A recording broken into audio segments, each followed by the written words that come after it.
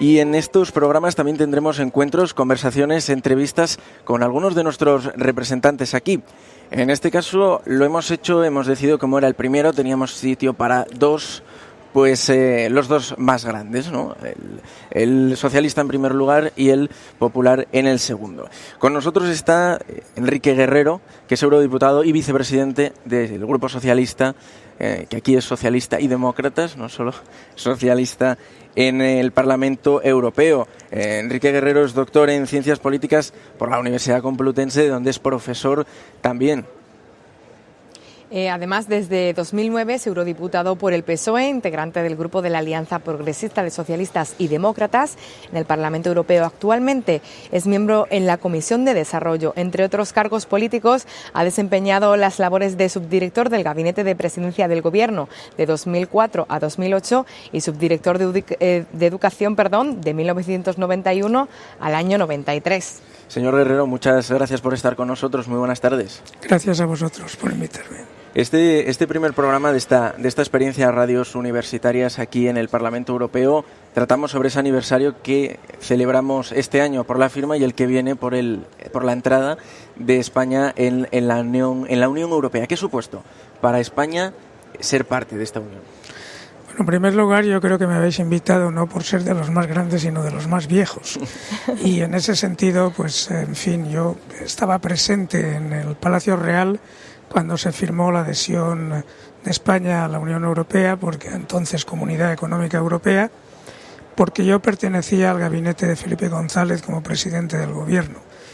Escuchábamos a Felipe González, una de sus frases: la entrada rompe con el aislamiento secular de España. Y eso es básicamente lo que significó entre 1985 y 1986. Cualquiera que eche una mirada atrás a la historia de España ve que es una historia de confrontación interna y de aislamiento externo. Nosotros perdimos el pluralismo europeo con el Concilio de Trento, el tipo de adhesión de la Iglesia española a la ortodoxia. Lo volvimos a perder al principio del siglo XIX, cuando dentro del constitucionalismo volvió la tiranía monárquica con Fernando VII. Lo perdimos, desde luego, después de la Primera República y nuestra guerra civil, en que quedamos marginados de la generación de la Unión Europea, del origen de la Unión Europea y de las instituciones internacionales.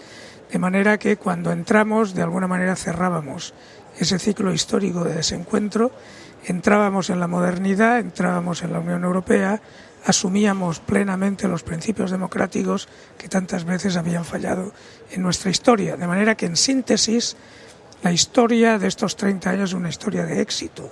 Lo es económicamente, lo es socialmente, lo es políticamente, lo es respecto del papel de España en el exterior, pero sobre todo lo es porque España definitivamente ha dejado atrás una historia de exclusión.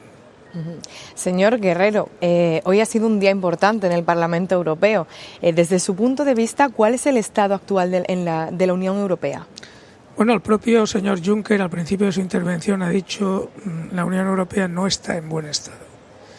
No está en buen estado porque no hemos superado una crisis económica que lleva ya camino de prolongarse casi una década, porque el nivel de desempleo es muy alto y afecta fundamentalmente a los jóvenes, que son obviamente la generación que debe proseguir el esfuerzo europeo, porque la crisis económica ha generado un distanciamiento entre países más ricos y países menos ricos. Pobres en la Unión Europea no hay casi nadie comparado con otras zonas del mundo. Y también estamos viviendo ahora mismo una división interna europea por la manera de abordar la crisis inmigratoria. De manera que si unimos crisis económica, unimos egoísmos nacionales, división de las opiniones públicas del norte y del sur y carencia de respuesta a este tipo de crisis, la situación es mala.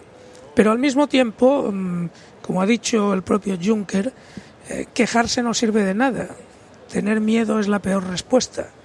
Y por tanto, nuestra obligación política no es constatar, testimoniar que estamos en una mala situación, sino encontrar las políticas y las vías para salir de la misma. Lo ha comentado, uno de los principales temas en este debate, que es uno de los principales temas en la actualidad europea, es el problema de la inmigración, especialmente de los refugiados. ¿Cuál es el problema principal o los principales problemas a los que se enfrenta la Unión Europea, el conjunto de los Estados a este respecto?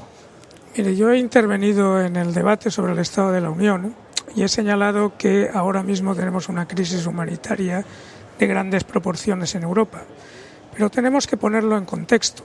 En el mundo hoy hay cerca de 60 millones de personas desplazadas o refugiadas, que vienen de crisis en la República Centroafricana, en Irak, en Siria, en Sudán del Sur, en Eritrea, en muchas otras partes del mundo. Esas personas están escapando de la guerra y huyendo del hambre, porque todavía hoy en el mundo el hambre mata más que las armas. Y, por tanto, digamos que tenemos que ser conscientes de que no es tan grande el esfuerzo que se nos está pidiendo en la Unión Europea, teniendo en cuenta que países como Líbano tienen el 25% de su población son refugiados, o que países como Jordania o países como Turquía.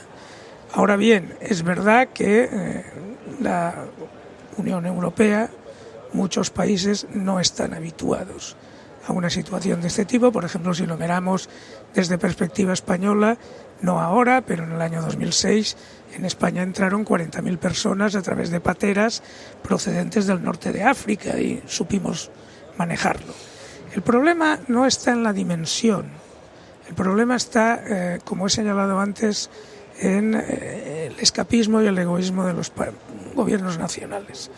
Cada uno de ellos regatea cifras, regatea medios y claro, eso finalmente puede provocar una respuesta insuficiente al drama con el que nos enfrentamos. Y finalmente, y con esto concluyo, hay un riesgo.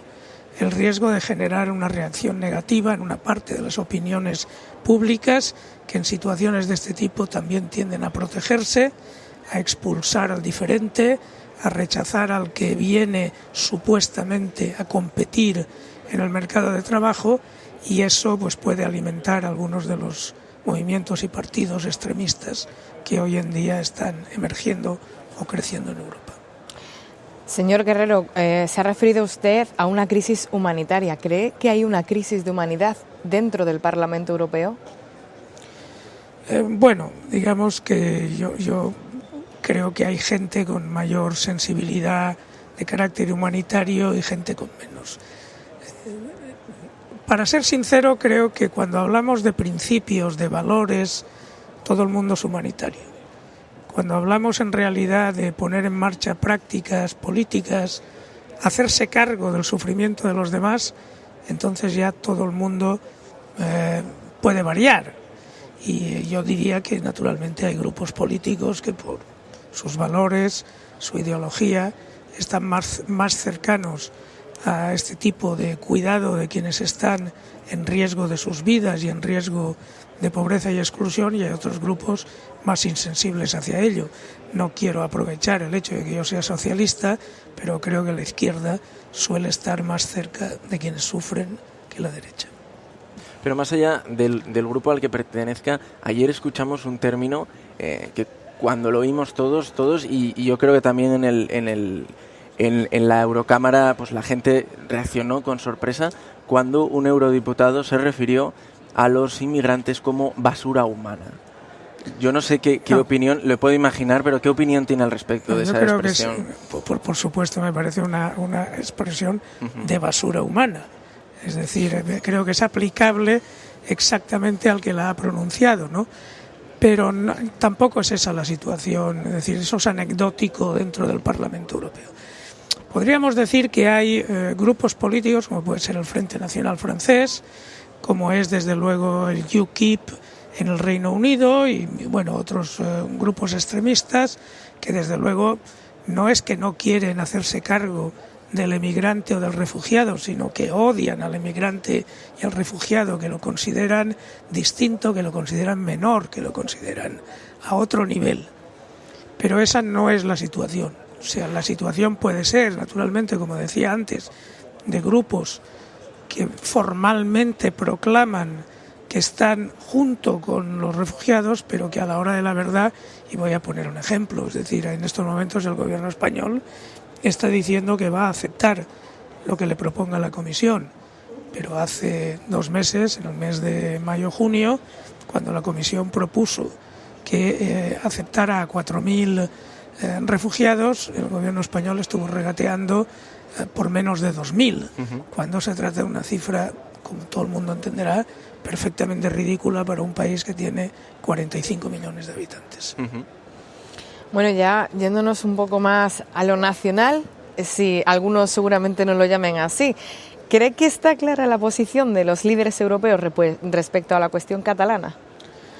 Sí, vamos, yo creo que por una parte tampoco es muy imprescindible que estén los líderes europeos especialmente comprometidos con ello, en el sentido de que jurídicamente, de acuerdo con las normas de la Unión Europea, la cuestión está meridianamente clara. Si alguien se cesiona de un país de la Unión, deja de pertenecer a la Unión. ¿Puede pertenecer a la Unión en el futuro? Podría, si se dieran 3 condiciones. Una, que respetara los criterios de entrada en la Unión Europea, mercado abierto, democracia, etcétera, pluralismo, y 2, que obtuviera, o 2, que lo solicitara, obviamente, se pusiera a la cola de los que han solicitado entrar en la Unión, pero 3, y muy importante, y tiene que ver con su pregunta, que encontrara la unanimidad dentro del Consejo para poder incorporarse. Y ahí viene la pregunta, ¿los líderes europeos estarían por dar esa unanimidad? En absoluto, en el caso de Cataluña. ¿Por qué razón? Primero, porque sería romper con las reglas de la Unión desde el punto de vista formal, pero desde el punto de vista que se declara menos, pero que también se tiene en cuenta, obviamente varios de esos países podrían tener problemas equivalentes o equiparables en el inmediato futuro y no están dispuestos a tener que convivir con ellos. ¿Hay unidad en los grupos políticos españoles en el Parlamento respecto a este tema? Bueno, digamos el PP sí, el PSOE también, Ciudadanos también. Dentro del grupo de los liberales, pues hay representantes de Convergencia y Unió. Dentro del grupo de los verdes hay representantes de Esquerra Republicana de Cataluña y de Iniciativa per Catalunya Verds, y digamos que si somos 54 eurodiputados, pues digamos que hay un consenso entre por lo menos entre 45 y 50, y luego pues puede haber matices entre 5 y 10. Señor Guerrero, muchísimas gracias por estar esta tarde con nosotros, acompañándonos a los estudiantes, a los universitarios, en general, que hacemos radio en España. Pues nada, yo les deseo el mayor éxito y a ver si vuelvo a la universidad. Esperamos.